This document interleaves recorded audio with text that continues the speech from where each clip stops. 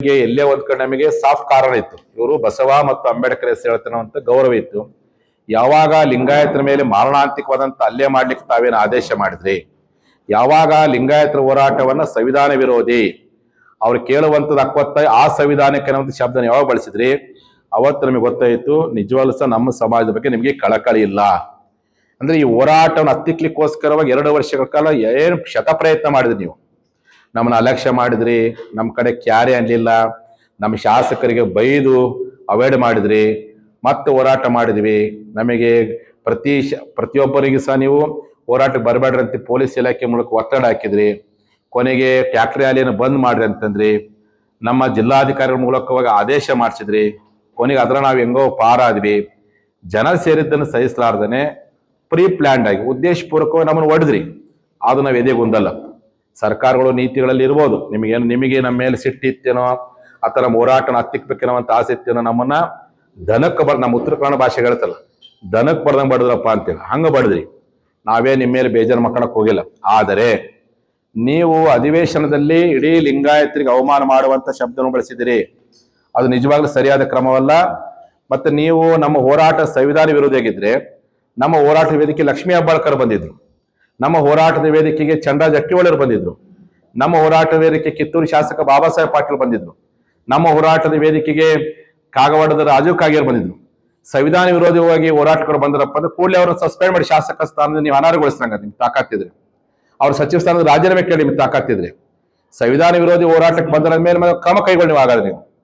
ಈ ರೀತಿಯಾಗಿ ಪಂಚಮಸಾಲಿ ಲಿಂಗಾಯತರ ಈ ಹೋರಾಟವನ್ನ ಹತ್ತಿಕ್ಕುವಂತ ಬರದಲ್ಲಿ ಪ್ರಜಾಪ್ರಭುತ್ವದ ಹೆಸರು ಹೇಳಿಕೊಂಡು, ಸಂವಿಧಾನದ ಹೆಸರು ಹೇಳಿಕೊಂಡು, ಬಾಬಾ ಸಾಹೇಬ್ ಅಂಬೇಡ್ಕರ್ ಹೆಸರು ಹೇಳಿಕೊಂಡು ನಮ್ಮ ಹೋರಾಟನ ದಿಕ್ತಿಪ್ಪಿಸ ಪ್ರಯತ್ನವನ್ನ 7 ಕೋಟಿ ಕನ್ನಡಿಗರು ಮಾಡಬಾರ್ದು ಎನ್ನುವಂತ ಆಗ್ರಹವನ್ನ ರಾಜ್ಯ ಸರ್ಕಾರಕ್ಕೆ ಹೇಳಿಕ್ಕೆ ಇಚ್ಛೆ ಪಡ್ತೀನಿ.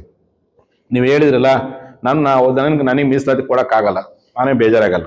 ಯಾರು ನ್ಯಾಯ ಕೊಡ್ತಾರ ಅವ್ರ ನ್ಯಾಯವನ್ನ ಯಾವ ಸರ್ಕಾರ ನ್ಯಾಯ ಕೊಡ್ತಾರೋ ಅದು ನಿಮ್ ಕಡೆ ನ್ಯಾಯ ಸಿಕ್ಕಂತ ಬಂದಿದ್ವಿ. ನೀವು ನ್ಯಾಯ ಕೊಡೋದಂತ ಸ್ಪಷ್ಟವಾಗಿ ಹೇಳ್ಬಿಟ್ಟಿರೆ. ನ್ಯಾಯ ಕೊಡುವಂತ ಮಾರ್ಗವನ್ನು ಪಡಿತೀವಿ, ನ್ಯಾಯ ಕೊಡುವಂತ ವ್ಯಕ್ತಿನ ಹುಡುಕ್ತೀವಿ, ನ್ಯಾಯ ಕೊಡುವಂತ ವ್ಯವಸ್ಥೆ ಹುಡುಕ್ತೀವಿ, ಅದ್ರ ಬಗ್ಗೆ ನಾವು ಪ್ರಯತ್ನ ಮಾಡ್ತೀವಿ. ಅದಕ್ಕೋಸ್ಕರ ಜನತಾ ನ್ಯಾಯಕ್ಕೆ ಹೋಗ್ತೇವೆ ನಾವು. ಆದ್ರೆ ನಿಮ್ಮ ಒಂದು ಹೇಳಿಕೆ 900 ವರ್ಷಗಳ ಇತಿಹಾಸ ಇರತಕ್ಕಂಥ ನಮ್ಮ ಲಿಂಗಾಯತ ಸಮಾಜಕ್ಕೆ ಬಹಳ ದೊಡ್ಡ ಅವಮಾನ ಕೊಟ್ಟಿದ್ದೀರಿ. ಬಾಬಾ ಸಾಹೇಬ್ ಅಂಬೇಡ್ಕರ್ ಅವರು ಬಸವಣ್ಣವ್ರನ್ನೂ ಸಹ ಬೈದಂಗೆ ನೀವು ಪರೋಕ್ಷವಾಗಿ. ಯಾಕಂದ್ರೆ ಬಸವಣ್ಣವ್ರ ಅನ್ಯಾಯಗಳು ನಾವೆಲ್ಲ ಸಂವಿಧಾನ ಬಿಟ್ಟು ಬದುಕೇ ಇಲ್ಲ.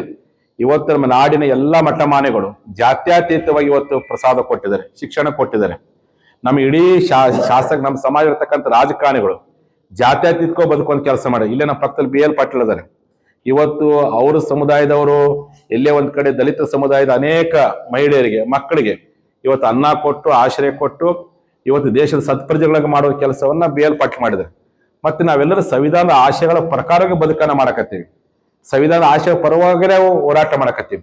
ಈ ನಿಟ್ಟಿನಲ್ಲಿ ನಿಮ್ಮ ಒಂದು ಸಂವಿಧಾನ ವಿರೋಧಿ ಹೇಳುವಂತ ಹೇಳಿಕೆ ಅದುವೇ ಸಂವಿಧಾನ ವಿರೋಧಿ ಆಗಿದೆ ಅಂತ ಒಬ್ಬ ರಾಜ್ಯದ ಮುಖ್ಯಮಂತ್ರಿಗಳಾಗಿ ಲಿಂಗಾಯತರ ಸ್ವಾಭಿಮಾನವನ್ನು ಕೆಣಕೋ ಪ್ರಯತ್ನ ಮಾಡಿ ನಿಮ್ಮ ಹೇಳಿಕೆ ಸಂವಿಧಾನ ವಿರೋಧಿ ಹೇಳಿಕೆ ಆಗಿದೆ.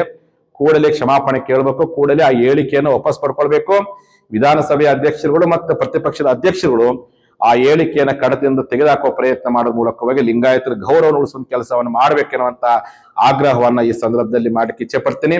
ಆ ಹಿನ್ನೆಲೆ ಒಳಗೆ ನಾವು ಈ ಒಂದು ಮುಖ್ಯಮಂತ್ರಿಗಳು ಪಂಚಮಸಾಲಿಗಳಿಗೆ ಮೀಸಲಾತಿಯನ್ನ ಕೊಡ್ಲಿಕ್ಕೆ ಸಾಧ್ಯವಿಲ್ಲ, ಲಿಂಗಾಯತರಿಗೆ ಮೀಸಲಾತಿ ಕೊಡ್ಲಿಕ್ಕೆ ಸಾಧ್ಯವಿಲ್ಲ ಅಂತ ಹೇಳಿಕೆಯನ್ನು ಖಂಡಿಸಿ, ಮುಖ್ಯಮಂತ್ರಿಗಳು ಲಿಂಗಾಯತರ ಮೇಲೆ ಮಾರಣಾಂತಿಕವಾದಂಥ ಹಲ್ಲೆಯನ್ನ ಖಂಡಿಸ್ಬಿಟ್ಟು ಮತ್ತು ನಮ್ಮ ಸಮುದಾಯದ ರೈತರ ಮೇಲೆ ಹಾಕಿರ್ತಕ್ಕಂಥ FIR ಅನ್ನ ಕೂಡಲೇ ವಿತ್ಡ್ರಾ ಮಾಡ್ಕೋಬೇಕೆನ್ನುವುದನ್ನ